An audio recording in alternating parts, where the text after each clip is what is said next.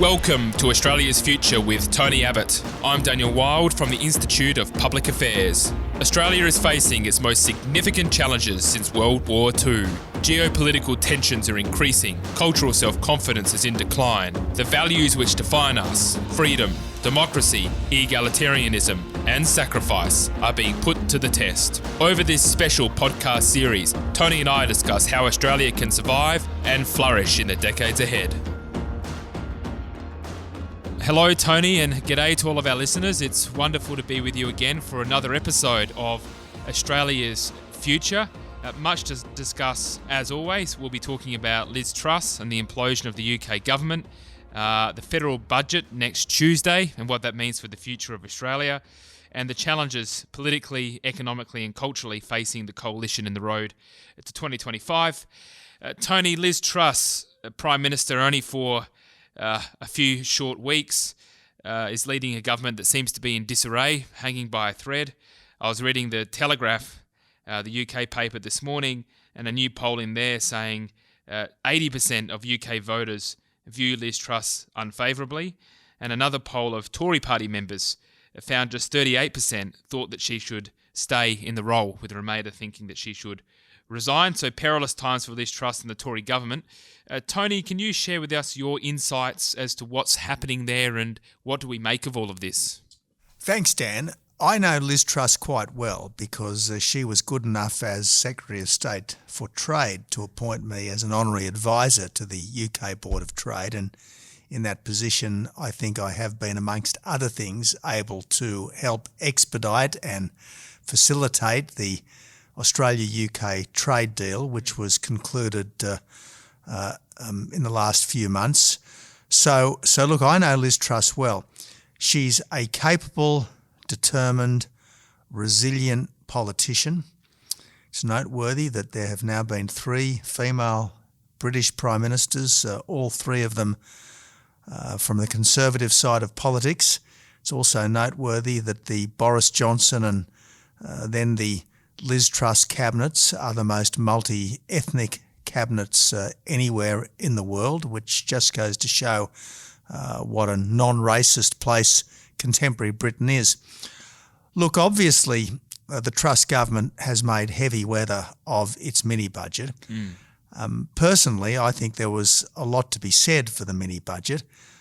Cutting the top rate of tax was a good thing to do, and it was, after all, only restoring the top rate of tax that had existed for most of the Blair-Brown Labor years. Cutting the basic rate of tax was a good thing to do. Cutting the company tax rate was a good thing to do. Scrapping the increase in the national insurance contribution was a good thing to do. I think you could argue about the energy subsidies, whether they were too great and how well targeted they were.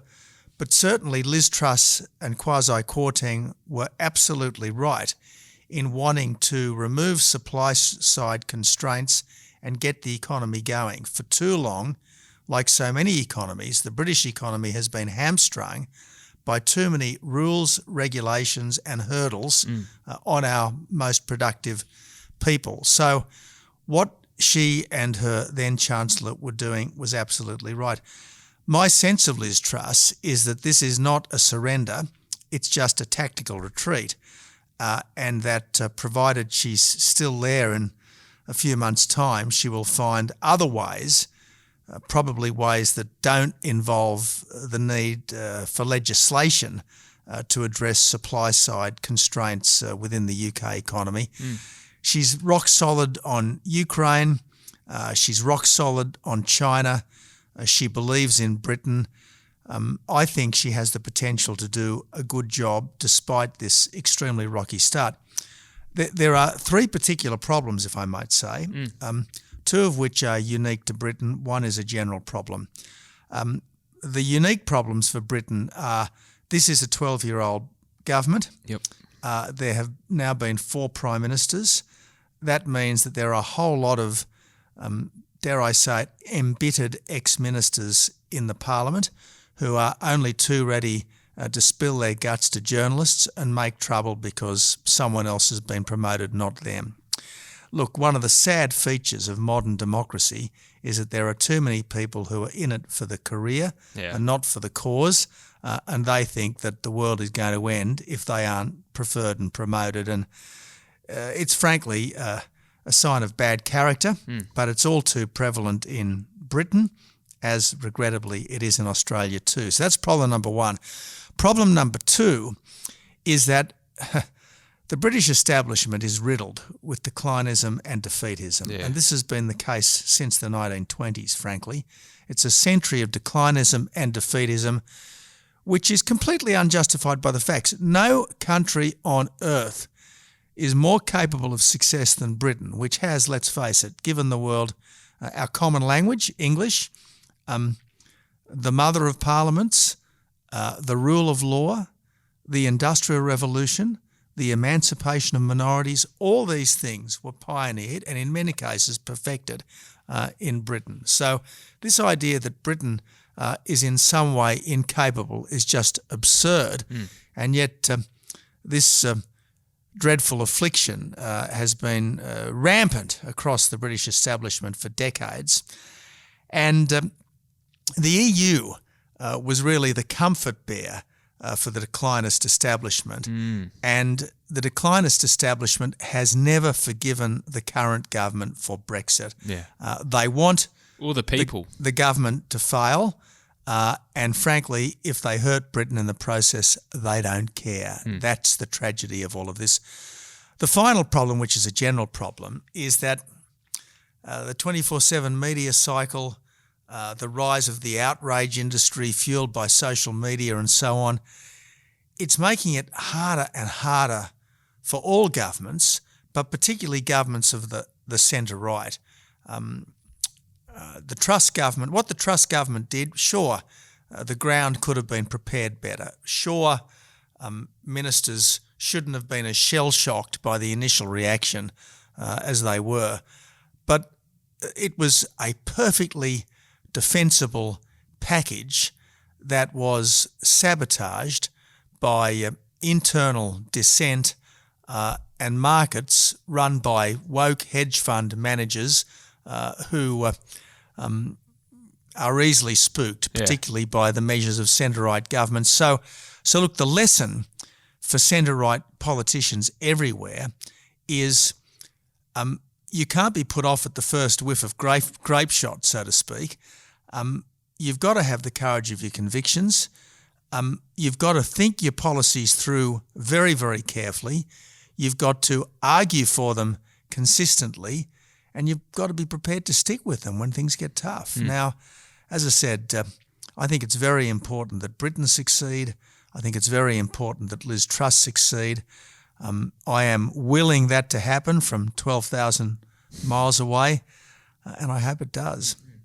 Well, you make a good point about the markets, because that's what they said about Brexit. Remember, they had the big Operation Fear that once Brexit happened, the markets would tank because it was going to disrupt trade and all these other things, and it was just so blatantly. And despite all the hysteria of the last couple of weeks, Britain's fundamental economic position is better than that of any of the other big economies in Europe. It's better than the German position.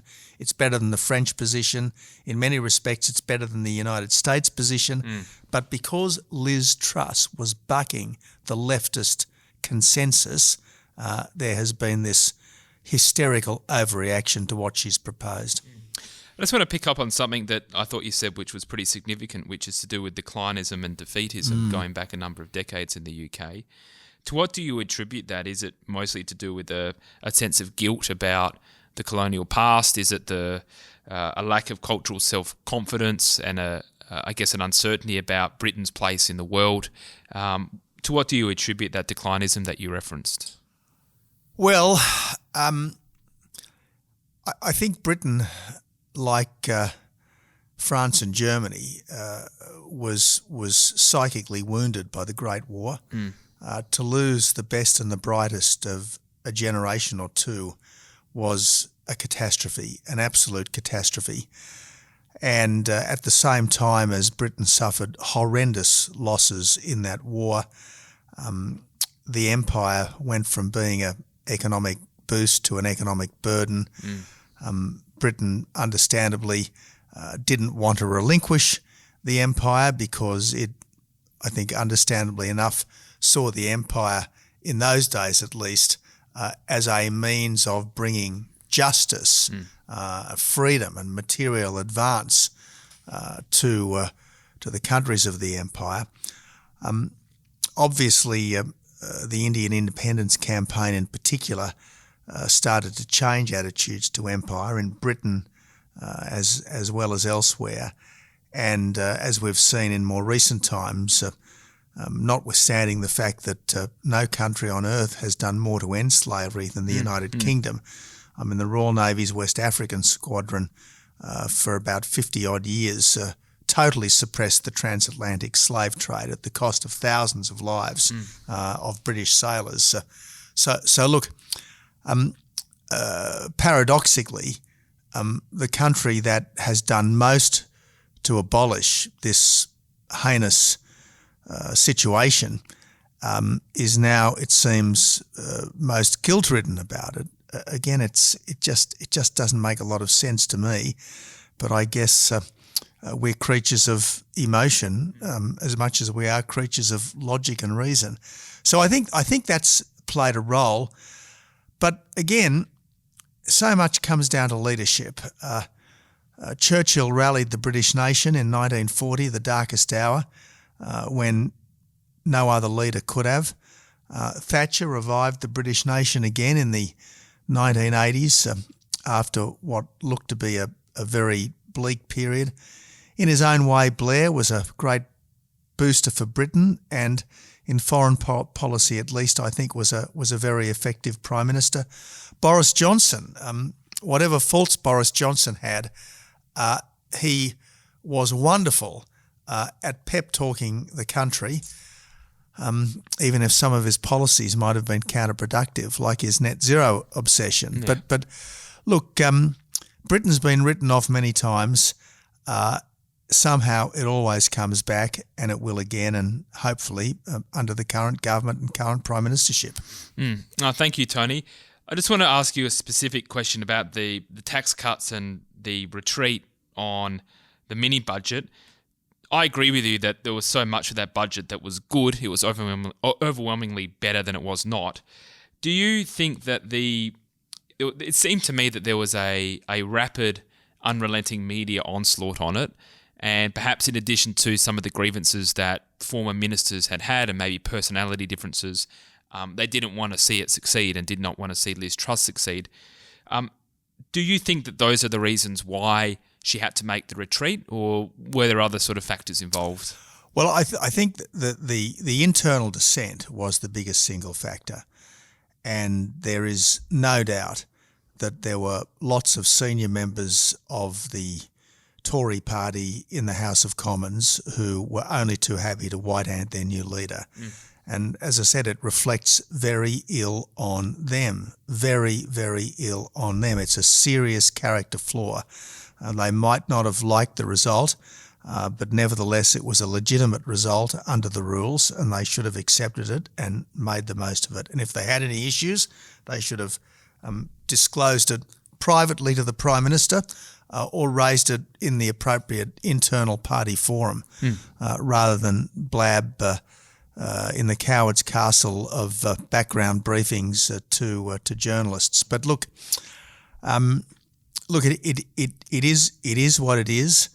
I'm afraid politics brings out the best and the worst in people's characters. There are some very, very good people in our public life.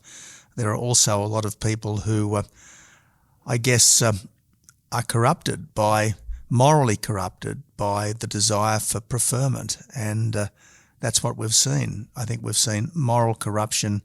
I'm not talking about financial impropriety. We've seen the corruption of character at work inside the British Conservative Party over the last few weeks.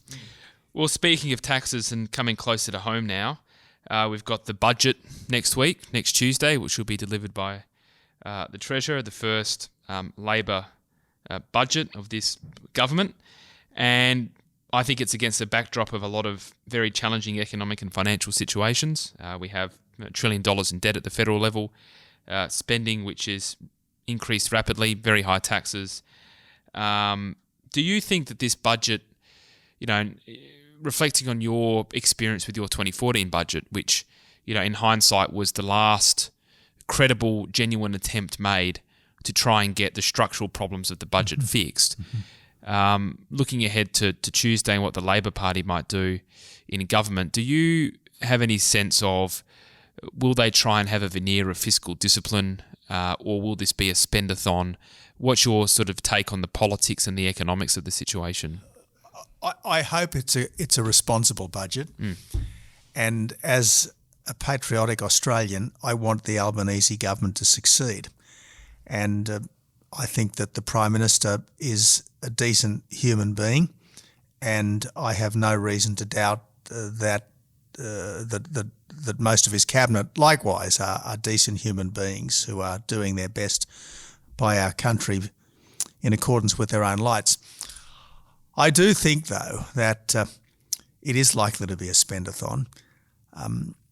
The Labor Party has moved a long way to the green left since the days of Hawke and Keating. I mean, when Hawke was PM and Keating was Treasurer, we had by far the most economically responsible Labor government ever, and we had a government which put in place some very serious economic reforms that were largely supported by the then opposition and which were built upon by John Howard and Peter Costello. That's really what gave us 25 years of very good government by any normal standards, and made us really the Western world's miracle economy. So look, Labor governments certainly can do well. The Hawke-Keating government did do well. I hope that it's more Hawke than Whitlam, but I suspect that it's more likely to be more Whitlam than Hawke. Obviously, the NDIS is an issue. We had Bill Shorten talking about that right now. Something that was supposed to be costing $44 billion a year in 2025 is now, Labor admits, going to cost $50 billion a year. The governance of the NDIS is just wrong. It's essentially a demand-driven scheme that's accountable to no one, because ministerial councils, by their nature, are incapable of providing the kind of strong direction and leadership which entities need. So the NDIS is a problem. Labor made, I think, some injudicious commitments during the election, for instance, to keep subsidising the childcare costs of households earning more than $500,000 a year, just to name one. Quite rightly, the government accepts the need to continue to further increase military spending. So I think there's a lot of pressure on the budget. I think there's also a fundamental difficulty that Labor's got, and that is we are extraordinarily dependent for our economic prosperity and indeed for our budget strength on exports of iron ore, coal and gas. And yet the Green Left is increasingly against resources generally, but it's particularly against fossil fuels, coal and gas. Now, at the moment, we're doing $200 billion plus a year in exports of coal and gas, and yet I can't see any new coal and gas projects getting underway under this government, particularly given the kind of lawfare we are seeing from the Green groups, which is facilitated by changes which I regret to say the Howard government made to the EPBC Act under Robert Hill's tenure as Environment Minister. You're talking about Section 487, and you tried to get rid of that. Yeah, I tried to get rid of it. You got it through the House, but it got stuck failed in the Senate, as so many things did. So look, I think there are fundamental problems which I think are going to be very difficult for this government to handle, but please prove me wrong. Jim Chalmers, the Treasurer, has on occasions said the right thing. Let's see how much he can do the right thing when the budget comes down next week. Yeah, and I mentioned the 2014 budget, and you and I have talked about this a little bit in the past, but I think it's really important because we're now getting on to a decade, really, without any serious fiscal discipline. And yes, you can debate COVID and so forth, but at the end of the day, we've had a coalition government that has run up record debt, record spending, record taxes, essentially giving bipartisan license to this spending. So it's going to be very difficult for the coalition to point to Labor and say, hey, you guys are spending so much, you're running up the debt, when Labor says, well, you were in government for 10 years and ran it up yourself. So what I'm concerned about is when you were in government and when you first came into the Prime Ministership and in the lead up to that, you talked about the debt and deficit disaster, and it was a genuinely contested political issue, and then you did something about it in the first budget. What's your take on the current debate or lack thereof around budget discipline and debt repayments? Well, I hope that as the defeat earlier this year recedes into the past, that the coalition under Peter Dutton will become more robust. I can understand why the opposition wanted to keep a fairly low profile early on, but I think as the government starts to make some difficult decisions and starts to make what I think are some significant mistakes, it'll be easier for the Dutton-led opposition to take a strong and robust position. I think the government is potentially vulnerable as early as the next election because, as you say, these are challenging circumstances. They're strategically challenging, they're economically challenging, they're more perilous than we've faced for many, many decades. And the government, as well as making injudicious spending commitments pre-election, it also made three fundamental economic commitments. First, to cut power bills by $275 per household per year. That's obviously a complete fantasy. Second, to increase, not reduce real wages, and outside of a few heavily unionised industries like perhaps construction, that's not going to happen. And third, to honour the Morrison government's stage 3 tax cuts. Now, having tested the water in recent weeks over these tax cuts, for the moment, the government has decided not to rescind them, but plainly they do have a Senate majority to rescind them if they want.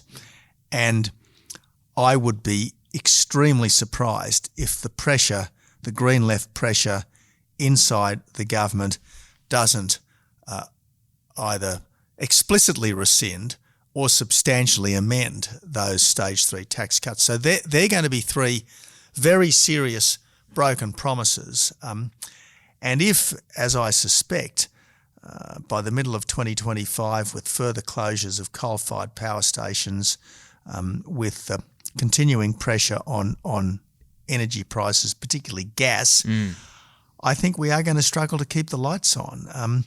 And so far, notwithstanding having front row seats to the energy train wreck in Europe, instead of saying, whoa, we're seeing what happens when you go helter-skelter for renewables without nuclear and without sufficient gas to firm renewables when the wind won't blow and the sun doesn't shine. Instead of going, hang on a minute, let's rethink this, they're doubling down. Chris Bowen is almost hysterical in his approach to this. The answer to all of our energy problems apparently are yet more renewables. Yes. But the fundamental difficulty is that we need power 24/7 and renewables only work when the weather's right. Yeah, no, you're spot on. There's a lot of wishing for things to be a certain way, but we've got the reality to deal with. We can't run energy policy or indeed any substantial policy on the basis of let's pretend. And we are pretending that somehow we can move from coal producing more than 60% of our power to less than 10% in just 8 years. Yeah. And somehow we can build wind and solar production facilities at breakneck speed in just 8 years. And probably the most ridiculous part of all, that we can produce all of the extra transmission lines in just 8 years for this new decentralised grid. And somehow, despite spending upwards of $100 billion, prices are going to go down, not up. I mean, it is simply crackers, but almost no one in mainstream political leadership at the moment is prepared to call this out. No, you're right. And I just want to pick up on this theme of what I would interpret or refer to as being the true radical nature of Labor. And they sort of flew under the radar in the lead up to the last election. We didn't really have a heavily contested policy space. But the point that a lot of us have been making is, well, just look at what they want to do. So if you think about Australia, if Labor gets 2 terms, they want to have the voice to Parliament to divide us by race. They want us to be a republic. They want a Bill of Rights, but not the good kind of Bill of Rights like in the US, but one based on more government. Lower the voting age to 16. A federal ICAC, which will be stacked out with radical, unaccountable left-wing judges. And that's just the beginning, in addition to all the climate. So this is a very radical government, I think more radical than Whitlam. So in terms of 2025, they're certainly beatable. I don't think these views accord with the views of most Australians, but I'm interested in your perspective. Well, I agree. In the end, oppositions don't win elections, governments lose them. But it does take a strong opposition to point out exactly where the government is going wrong and exactly how we could do differently and better. Yep. And that was what I tried to do back in 2013, where I kept saying that change the government and we'll stop the boats, we'll scrap the taxes, we'll fix the budget and we'll build the roads. And that's exactly what we did, notwithstanding the sabotage in the Senate of the 2014 budget to a considerable extent. So bad governments are sometimes saved by bad oppositions.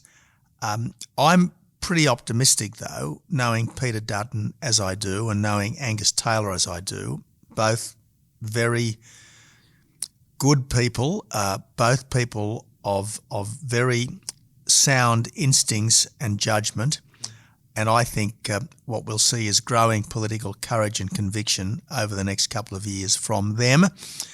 So look, we shouldn't, we of the centre-right, we of the liberal-conservative disposition should not despair. Yes, I suspect things will get worse before they get better. But it's always darkest just before the dawn, as they say, Dan. Yep, no, it is. And just one final thing to finish on, we're probably going to have wall-to-wall Labor governments on the mainland, if the polling is correct, and maybe it will be, maybe it won't be, but it looks like New South Wales will go Labor next year. We don't know what will happen in Victoria, but again on the polling it'll be Labor here. So you have the whole mainland as Labor in addition to a Labor government in Canberra. So I think there's going to be a 1 or 2 year period where they're really going to put the pedal to the metal. Labor historically has not been in government at the federal level very often, but when they are, they use the levers of power to great effect. Perhaps Hawke and Keating were a fraction, maybe an exception to that, but they really do try and change things very, very rapidly. So I think that the sooner that we have a solid critique of the government and what they're doing, the better off we'll be. I agree, Dan. As I said earlier, as a patriotic Australians, we have to want the government to succeed, but its idea of success and our idea of success is pretty different. And yes, at the election, the Prime Minister presented himself as safe change. Yeah. In fact, during the campaign, it was almost as if Labor didn't want to change anything except the person who was in the lodge, capitalising on some antagonism to Scott Morrison. Now that they're safely there, oh yes, everything's going to change. And you enumerated some of the very, very significant changes that they're intending to make. I think that there's every likelihood that this government will be like the Ardern government in New Zealand. Ardern, once she lost the handbrake of Winston Peters in New Zealand First, has run an extremely left-wing government, and at the heart of it is this Maori co-governance idea, and that's exactly what we'll get if the Voice gets up at next year's referendum. So look, What I think we typically see from left-wing governments is an unashamedness about cracking on with a left-wing agenda. They have the courage of their political convictions, whereas a lot of centre-right governments seem incredibly timid about saying what they believe and trying to implement their beliefs. Well, on that note, Tony, I know you're a very busy man, so we will leave it there. But thank you again for your time and your thoughts and your insights, and I'm looking forward to continuing these conversations over the coming weeks and months. Me too, Dan. This is a production of the Centre for the Australian Way of Life at the Institute of Public Affairs. To find out more, visit australia.ipa.org.au.